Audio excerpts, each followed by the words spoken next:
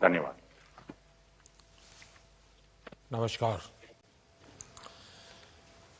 Cabinet के मेरे सभी साथियों, फाइनेंस और इकोनॉमिक एक्सपर्ट्स, स्टेक होल्डर्स, देवी और सज्जनों, मैन्युफैक्चरिंग और एक्सपोर्ट पर यह बजट वेबिनार हर दृष्टि से बहुत ही महत्वपूर्ण है। आप जानते हैं, ये बजट हमारी सरकार के तीसरे कार्यकाल का पहला पूर्ण बजट था।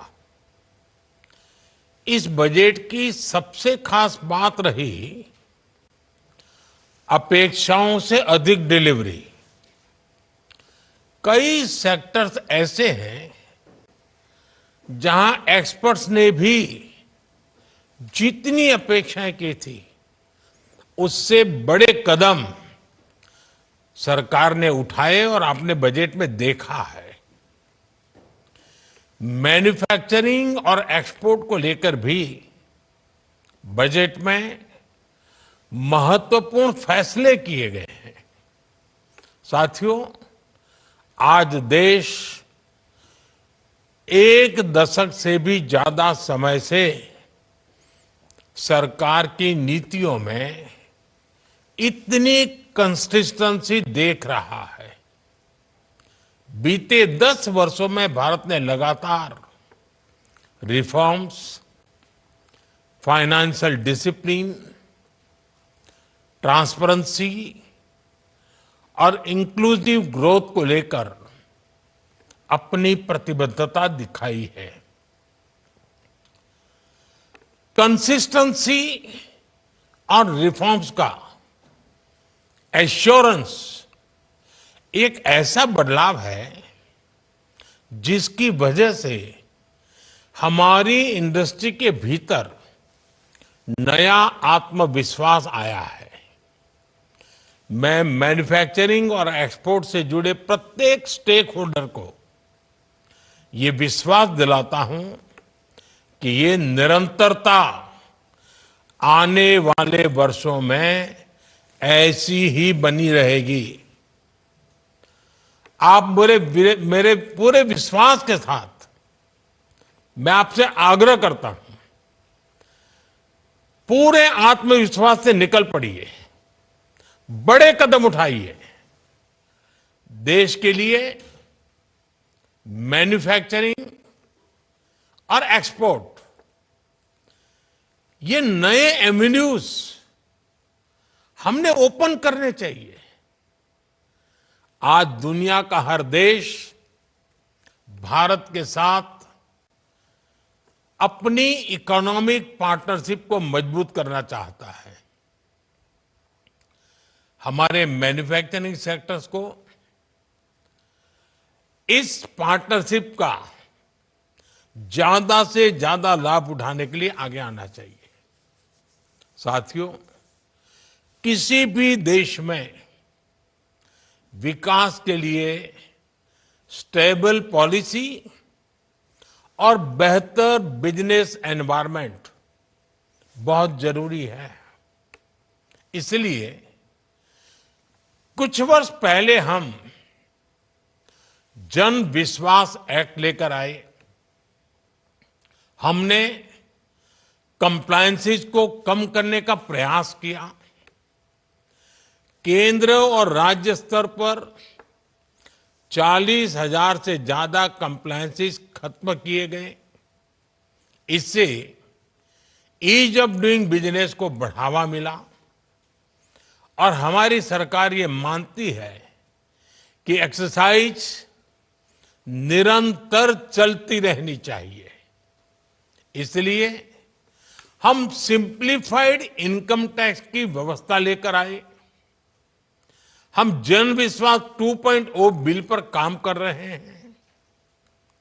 नॉन फाइनेंशियल सेक्टर के रेगुलेशंस को रिव्यू करने के लिए एक कमेटी का गठन का भी निर्णय हुआ है। हमारा प्रयास है कि इन्हें मॉडर्न, फ्लेक्सिबल, पीपल फ्रेंडली और ट्रस्ट बेस्ड बनाया जा सके। इस एक्सरसाइज में इंडस्ट्री की बहुत बड़ी भूमिका है। आप अपने अनुभवों से उन समस्याओं की पहचान कर सकते हैं जिनके समाधान में ज्यादा समय लगता है। आप प्रोसेसेस को और ज्यादा सरल बनाने के सुझाव दे सकते हैं। आप गाइड कर सकते हैं कि कहां पर टेक्नोलॉजी का उपयोग करके हम जल्दी और बेहतर परिणाम हासिल कर सकते हैं। साथियों, आज दुनिया राजनीतिक अनिश्चितता के दौर से गुजर रही है। पूरी दुनिया भारत को एक ग्रोथ सेंटर के तौर पर देख रही है। कोविड संकट के दौरान जब ग्लोबल इकोनॉमी में मंदी आई, तब भारत ने ग्लोबल ग्रोथ को रफ्तार दी। ये ऐसे ही नहीं हो गया। हमने आत्मनिर्भर भारत के विजन को आगे बढ़ाया और रिफॉर्म्स की अपनी गति को और तेज किया। हमारे प्रयासों से इकोनॉमी पर कोविड का प्रभाव कम हुआ। इससे भारत को तेज गति से बढ़ने वाली अर्थव्यवस्था बनाने में मदद मिली। आज भी भारत ग्लोबल इकोनॉमी के लिए एक ग्रोथ इंजन बना हुआ है। यानी भारत मुश्किल से मुश्किल हालातों में अपने रेजिलियंस को साबित कर चुका है। पिछले कुछ वर्षों में हमने देखा है कि जब सप्लाई चेन डिस्टर्ब होती है तो उसका असर पूरी दुनिया की अर्थव्यवस्था पर पड़ता है। दुनिया को आज ऐसे भरोसेमंद पार्टनर की जरूरत है जहां से हाई क्वालिटी प्रोडक्ट्स निकले और सप्लाई रिलायबल हो। हमारा देश ये करने में सक्षम है। आप सब सामर्थ्यवान है। ये हमारे लिए बहुत बड़ा मौका है, बहुत बड़ी अपॉर्चुनिटी है। मैं चाहता हूं विश्व की इन अपेक्षाओं को हमारी इंडस्ट्री एक स्पेक्टेटर की तरह न देखे। हम दर्शक बनकर के नहीं रह सकते हैं। आपको इसमें अपनी भूमिका तलाशनी होगी। अपने लिए अवसरों को आगे बढ़ाकर तराशना होगा। पुराने समय की तुलना में आज ये कहीं आसान है। आज इन अवसरों के लिए देश के पास फ्रेंडली नीतियां हैं। आज सरकार इंडस्ट्री के साथ कंधे से कंधा मिलाकर खड़ी है। एक मजबूत संकल्प, ऑब्जेक्टिविटी के साथ ग्लोबल सप्लाई चेन में अवसर की तलाश, चैलेंज को एक्सेप्ट करना। इस तरह हर इंडस्ट्री एक एक कदम आगे बढ़े तो हम कई मील आगे निकल सकते हैं। साथियों, आज 14 सेक्टर्स को हमारी पीएलआई स्कीम का फायदा मिल रहा है। इस योजना के तहत 750 से ज्यादा यूनिट्स को मंजूरी दी गई है। इससे 1.5 लाख करोड़ रुपए से ज्यादा का इन्वेस्टमेंट आया है। 13 लाख करोड़ रुपए से ज्यादा का प्रोडक्शन हुआ है और 5 लाख करोड़ रुपए से ज्यादा का एक्सपोर्ट हुआ है। ये दिखाता है कि अगर हमारे एंटरप्रेन्योर्स, अगर उनको अवसर मिले तो वो हर नए क्षेत्रों में भी आगे बढ़ सकते हैं। मैन्युफैक्चरिंग और एक्सपोर्ट को बढ़ावा देने के लिए हमने 2 मिशन शुरू करने का फैसला किया है। हम बेहतर टेक्नोलॉजी और क्वालिटी प्रोडक्ट्स पर फोकस कर रहे हैं और लागत कम करने के लिए स्किलिंग पर जोर दे रहे हैं। मैं चाहूंगा कि यहां मौजूद सभी स्टेक होल्डर्स ऐसे नए प्रोडक्ट्स की पहचान करें जिनकी वर्ल्ड में डिमांड है, जिनकी मैन्युफैक्चरिंग हम कर सकते हैं। फिर हम उन देशों तक एक स्ट्रेटेजी के साथ आज जाएं जहां एक्सपोर्ट की संभावनाएं हैं। साथियों, भारत की मैन्युफैक्चरिंग यात्रा में R&D का अहम योगदान है। इसे और आगे बढ़ाने और गति देने की आवश्यकता है। R&D के द्वारा हम इनोवेटिव प्रोडक्ट्स पर फोकस कर सकते हैं, साथ ही प्रोडक्ट्स में वैल्यू एडिशन कर सकते हैं। हमारी टॉय, फुटवेयर और लेदर इंडस्ट्री के सामर्थ्य को दुनिया जानती है। हम अपने ट्रेडिशनल क्राफ्ट के साथ मॉडर्न टेक्नोलॉजीज को जोड़कर बड़ी सफलता हासिल कर सकते हैं।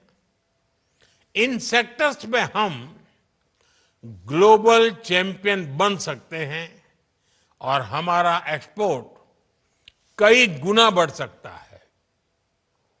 इससे इन लेबर इंटेंस सेक्टर में रोजगार के लाखों अवसर तैयार होंगे और एंटरप्रेन्योरशिप को बढ़ावा मिलेगा।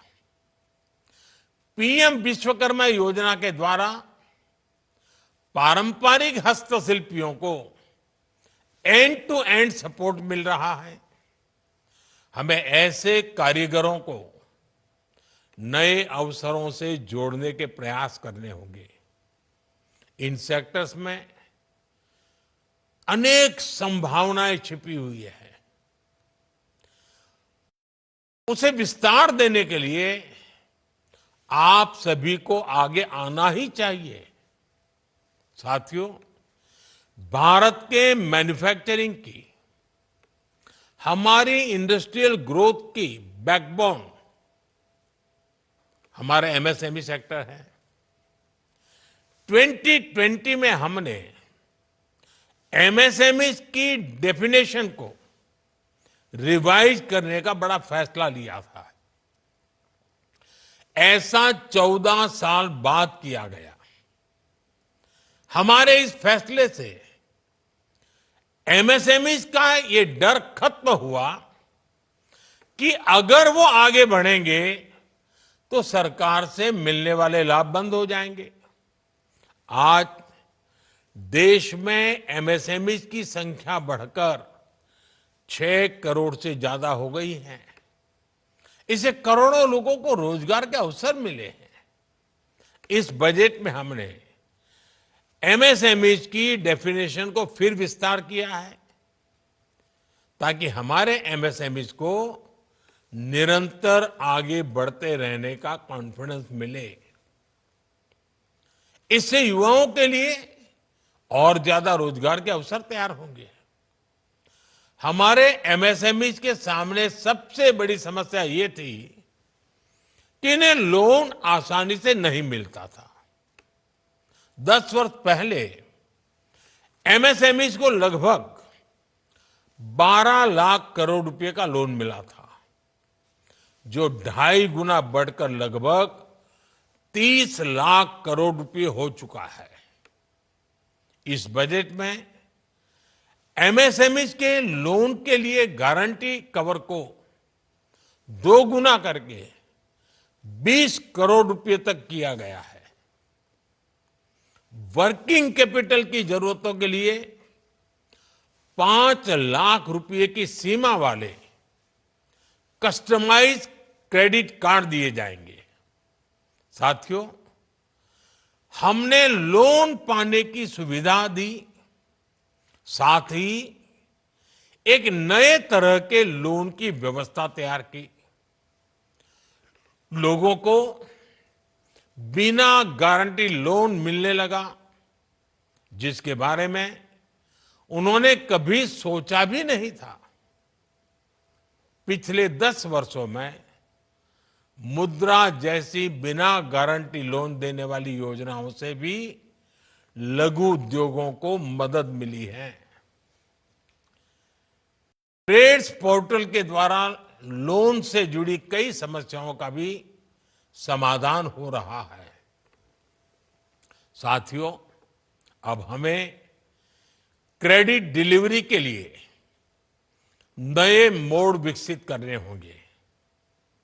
हमारा प्रयास होना चाहिए कि हर एमएसएमई की पहुंच लो कॉस्ट और टाइमली क्रेडिट तक हो सके। महिला, एससी और एसटी समुदाय के 5 लाख फर्स्ट टाइम एंटरप्रेन्योर्स को 2 करोड़ रुपए को उसका लोन दिया जाएगा। फर्स्ट टाइम एंटरप्रेन्योर्स को सिर्फ क्रेडिट सपोर्ट ही नहीं चाहिए, बल्कि उसे गाइडेंस की भी जरूरत होती है। मैं समझता हूं इंडस्ट्री को ऐसे लोगों की मदद करने के लिए एक मेंटरशिप प्रोग्राम बनाना चाहिए। साथियों, निवेश को बढ़ाने के लिए राज्यों की भूमिका बहुत अहम है।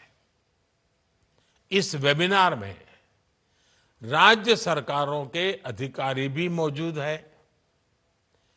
राज्य ईज ऑफ डूइंग बिजनेस का जितना बढ़ावा देंगे, उतनी ज्यादा संख्या में निवेशक उनके पास आएंगे। इसका सबसे ज्यादा फायदा आपके ही राज्य को होगा। राज्यों के बीच ये कंपटीशन होना चाहिए, कौन इस बजट का ज्यादा से ज्यादा फायदा उठा पाता है। जो राज्य प्रोग्रेसिव पॉलिसीज के साथ आगे आएंगे, कंपनियां उनके यहां निवेश करने पहुंचेगी। साथियों, मुझे विश्वास है कि आप सभी इन विषयों पर गंभीरता से विचार कर रहे होंगे। इस वेबिनार से हमें एक्शनेबल सॉल्यूशंस तय करने हैं। पॉलिसी, स्कीम और गाइडलाइन तैयार करने में आपका सहयोग महत्वपूर्ण है। इससे बजट के बाद इंप्लीमेंटेशन स्ट्रेटेजीज बनाने में मदद मिलेगी। मुझे विश्वास है कि आपका योगदान बहुत उपयोगी सिद्ध होगा। आज दिन भर की चर्चा से जिस मंथन से अमृत निकलेगा, वो जिन सपनों को लेकर के हम जा रहे हैं, उन सपनों को पूरा करने का सामर्थ्य देगा। इसी अपेक्षा के साथ आप सबका बहुत बहुत धन्यवाद।